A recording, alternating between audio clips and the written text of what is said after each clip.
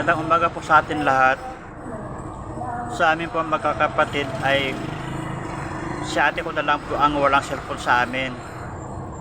Plano ko pa naman siyang ikuhaan ng hulugan na cellphone bago.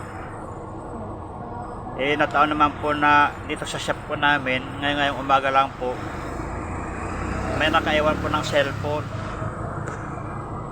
And buksan po natin para makita.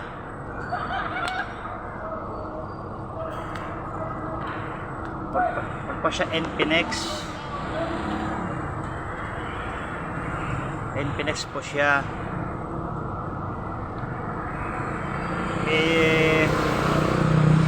Kung sino po may-ari nito,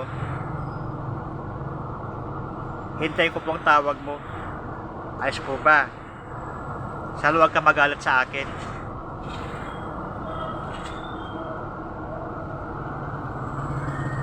Yung tawag mo, yung may-ari nito, binuksan ko siya kanina by password. Ito.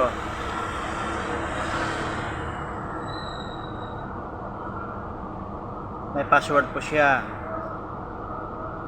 Dito mo pa ako puntahan sa malapit po ng Jules Gutuhan sa nagtatayo po ng sapatos.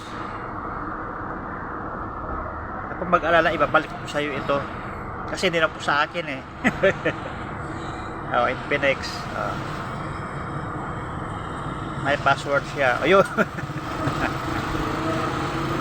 Para patawagan mo po ito cellphone mo, hindi po ito tatanggalin yung SIM niya para patawagan mo. Ha? Asa po mo to? Oh.